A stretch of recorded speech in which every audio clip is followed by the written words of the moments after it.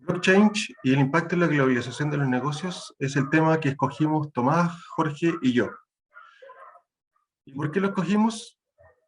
Un poco de contexto. Según el Foro Económico Mundial, esta tecnología va a tener el potencial de transformar la forma en que los humanos realizan sus transacciones y podría refundar lo que es la forma en que operan las empresas, los gobiernos y la sociedad en definitiva. Ese es el impacto de esta tecnología y por eso nos preocupa y vamos a tratar de mostrarle todas las características y potencialidades que tiene. Un poquito de entender qué es lo que es blockchain. Es una tecnología, básicamente es un libro de transacciones electrónicas. Descentralizado significa que está distribuido a lo largo de todo el mundo en distintos servidores. En él se registran todas las transacciones mediante bloques enlazados, por eso es una cadena de bloques.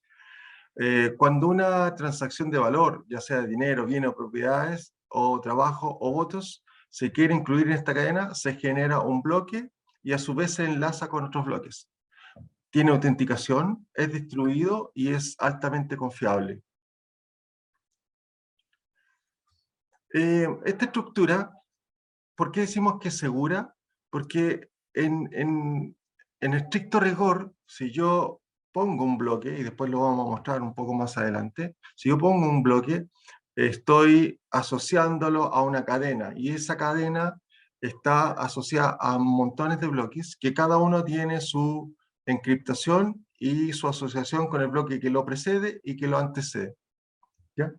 Entonces es muy difícil vulnerar esta capacidad de cifrado que tiene y hasta ahora no ha habido capacidad de manipularla. De hecho, ha habido casos en que hay usuarios que han invertido en activos en una cadena en blockchain y no teniendo su password y no teniendo su usuario han perdido toda su inversión. En este contexto hay blockchain públicos y privados, que son o autorizados, que son híbridos.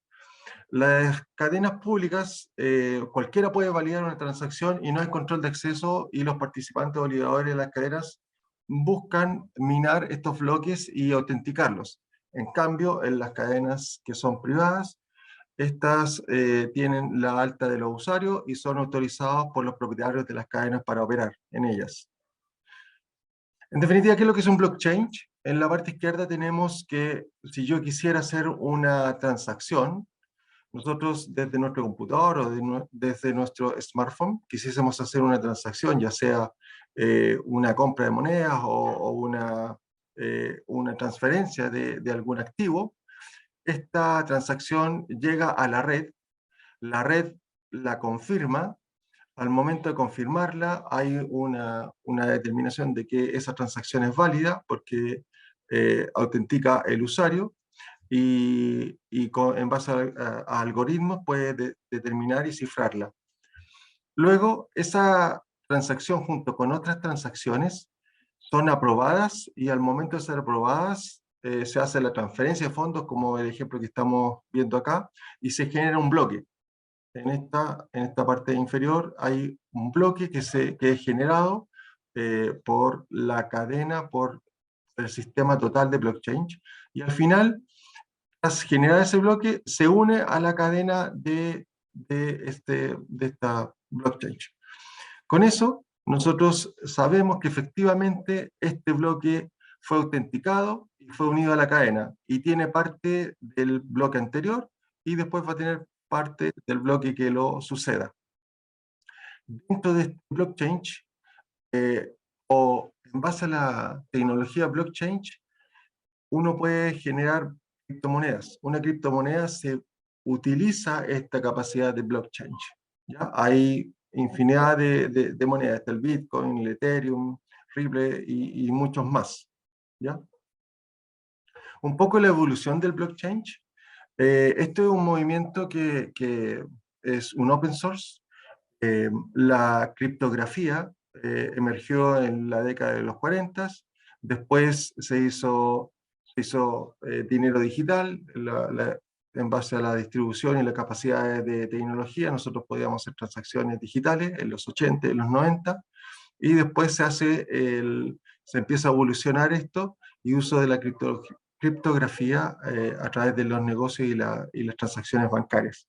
El Bitcoin empieza a aparecer en base a un paper que hace Satoshi, que no se sabe si es una persona o es una institución o un grupo de informáticos, y hace este manifiesto, y después se hace la primera transacción en el 2009, la primera transacción entre Satoshi y Hal Finney, y luego, ya para el 2011, hay un mercado de $1 billón transaccionando en monedas virtuales. Es decir, desde los 90 hasta el 2011, imagínense el crecimiento que ha tenido este mercado. Luego, entre el 2015 y el 2018, se crea la red Ethereum. Es un proyecto que introduce un concepto muy particular y que usa la tecnología blockchain, y que es los contratos inteligentes. ¿Ya? Y los contratos inteligentes es una transacción distinta al Bitcoin, pero que sirve para gestionar activos o para gestionar cualquier tipo de relación contractual entre una o más personas. Es decir, yo podría generar un contrato inteligente que diga, ¿sabes qué? Averigua o determina cuántas transacciones o cuántos videos publica un influencer en YouTube, y cuántas personas son las que ven estos videos, y en base a eso genera una transacción que se le paga a esta persona. Ese es un contrato inteligente que se autoejecuta cada cierto tiempo dependiendo de los parámetros que tenga definidos. Entonces, usando la misma tecnología que usa el Bitcoin, el contrato inteligente es capaz de autogestionarse y generar transacciones por sí solo.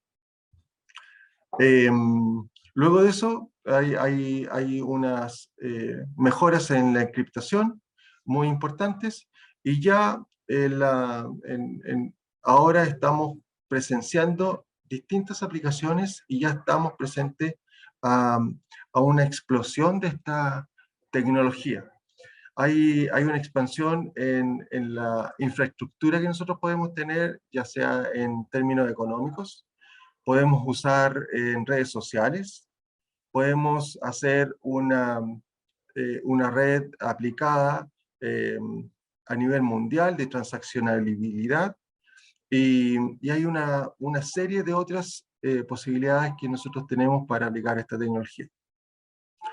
Eso ha sido un poquito muy rápido, sucinto, lo que es blockchain, y los voy a dejar ahora con Tomás, que les va a comentar un poco más qué es el dinero y cómo se manifiesta en este tipo de tecnología.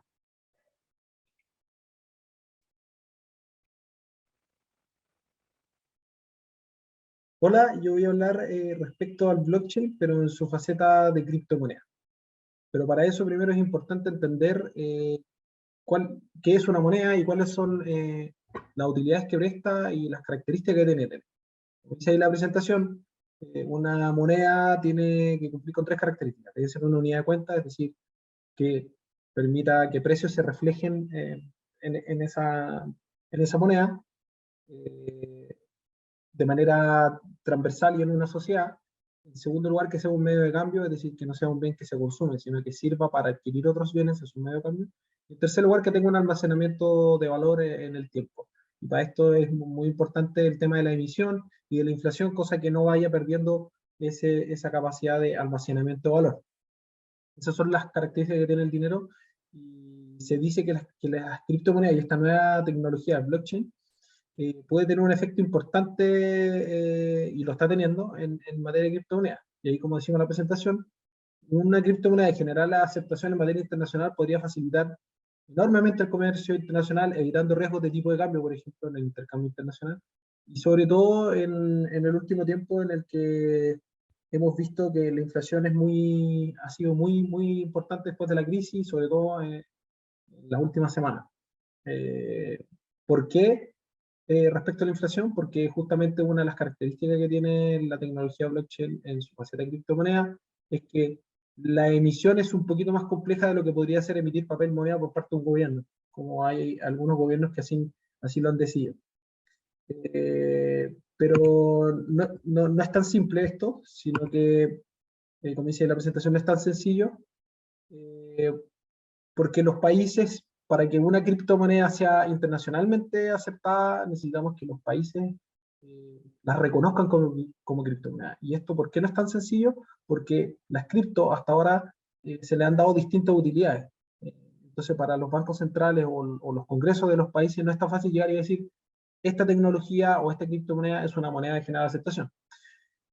¿Cuáles son esas utilidades que se le puede dar? Las dos más importantes son como medio pago, que ahí uno podría decir que efectivamente se podría consagrar como una moneda de un país, o en segundo lugar como un instrumento de inversión, que es la utilidad más masiva que se le ha dado últimamente, como por ejemplo el Bitcoin. La gente ingresa a plataformas de exchange de criptomonedas para especular.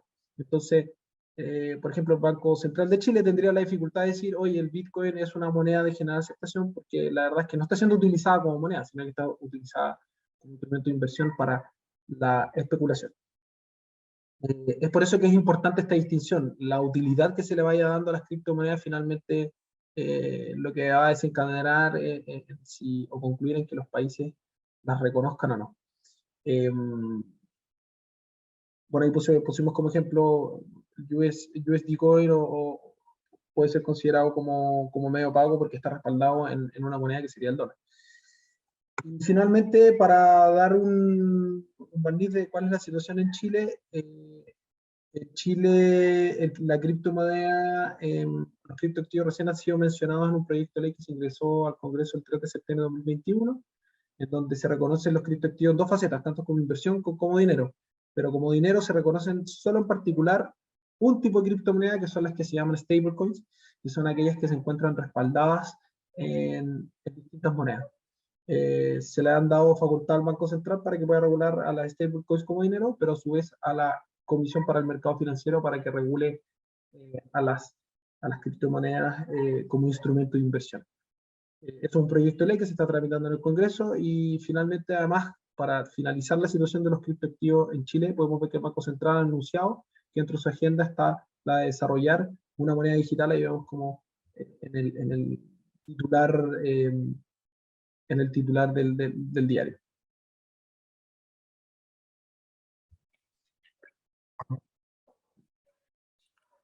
Muchas gracias, Tomás. Bueno, vamos a seguir con lo que es Bitcoin. Básicamente, nosotros queremos mostrar ahora cómo nos podría ayudar en la internacionalización esta nueva tecnología y en particular lo que son los Bitcoin. Muchos gobiernos europeos principalmente y el norteamericano están haciendo esfuerzos y están modernizando su legislación y ya están haciendo algunas pruebas con lo que son los stablecoins. Los stablecoins, bien como lo mencionó Tomás, son monedas virtuales que tienen un respaldo en la moneda local del país que la emite. Además, otra funcionalidad que nosotros vemos que es muy importante y que está ya desarrollada en los negocios internacionales es la trazabilidad con menor costo en toda la industria. Nosotros tenemos trazabilidad en el comercio internacional. Cuando se embarca algún bien, tienen que pasar por la aduana, tienen que demostrar que efectivamente el origen de la materia prima o el origen del objeto de transporte, de dónde viene, quién lo embarca, quién lo compra, qué destino tiene. Todo eso a través de blockchain ya se está utilizando y como les comentábamos es inviolable. Por lo tanto, se va a reducir el tráfico, por ejemplo, de diamantes o el tráfico de especias o el tráfico de cualquier otro tipo de cosa que esté prohibida. Hablamos también de los contratos inteligentes que sean ejecutables en forma automática. Ha habido algunas, yo diría que experimentos ahora, no están completamente desarrollados, pero en el apartado nosotros tenemos todos los links para que los puedan observar. Se hizo un contrato virtual, un contrato inteligente virtual, para hacer las primas de los seguros de las personas que abordaban los aviones. Entonces este contrato enganchaba básicamente el boarding pass de las personas y les asignaba un seguro, y uno lo podía tomar o no. Por lo tanto, la persona decía, yo quiero que me aseguren, y el contrato era tan inteligente que se daba cuenta, estaba enlazado con la línea aérea. Cuando se hacía el boarding pass, el contrato se activaba, y cuando el avión llegaba a destino se terminaba y se le cobraba la prima proporcional. Ese contrato, esa empresa de seguro lo desechó por los delays de las compañías y otras cosas, pero efectivamente el contrato sí funcionaba. La propiedad intelectual. Nosotros, cuando compramos un producto, o cuando, en el mismo ejemplo del avión, cuando hay repuestos que tienen que ser originales y que tienen que ser certificados, o las vacunas o los medicamentos, la propiedad intelectual tiene que estar certificada. Esta tecnología da un fundamento pero enorme, y una seguridad y tranquilidad, que si yo escaneo el origen de algún medicamento, yo sé que si la procedencia, y sé si es un medicamento falso, o es un medicamento que está bajo la ley de propiedad intelectual. La disminución de los costos del comercio debido a los fees. Se piensa que las instituciones financieras, y esto está muy en discusión, se piensa que las instituciones financieras van a tender a disminuir sus porcentajes de participación en cada transacción, debido a que cuando uno usa blockchain ya no necesita un intermediario, no necesita un banco que haga fe de la transferencia desde el banco origen al banco destino, y que cobre comisión por esa transacción. Como esta tecnología es distribuida y en definitiva es inviolable, y yo, Patricio Mesa, me logueo y hago una transacción directamente a Tomás o a Jorge, no tiene que pasar por ninguna institución financiera. Así que los bancos, en vista de esto, ya están haciendo algunos blockchains privados y están subiéndose a esta tecnología. Todavía está en discusión si esto va a agilizar o va a disminuir los fees, pero se piensa que sí. Aumenta la posibilidad de los productores en países desarrollados. Efectivamente, cuando yo no tengo intermediario, y cuando puedo poner mis productos, y cuando puedo certificar mis productos de manera inviolable y no tengo que recurrir a terceros, es porque vemos una agilización en los negocios y en los productores locales. Y los procesos de adquisición por parte de los gobiernos y empresas internacionales, debido a la transaccionalidad y inviolabilidad, yo voy a poder hacer una postulación o hacer una gran, ¿cómo se llama esto? Cuando hago una licitación, puedo hacer una licitación internacional, y todos los antecedentes que queden en esta red ya no van a poder ser falseados, no voy a poder cambiar los artículos del contrato o las cláusulas que tengo implementados en el blockchain. Por lo tanto, es mucho más transparente ante todo evento. Un poco lo último, hemos investigado harto. Aquí ofrecemos todos los links de la bibliografía que revisamos para ofrecerles esto. Hay harto. Esta es una tecnología que en los próximos 10 o 20 años va a cambiar efectivamente cómo se van a hacer las transacciones y cómo va a generarse el comercio, y la trazabilidad de cualquier una de las acciones o de los objetos que se quieran transaccionar en el mundo. Es importante que lo leamos. Hay harta literatura de ello, y por eso nosotros lo ponemos a disposición de todos ustedes. Eso es. Muchas gracias.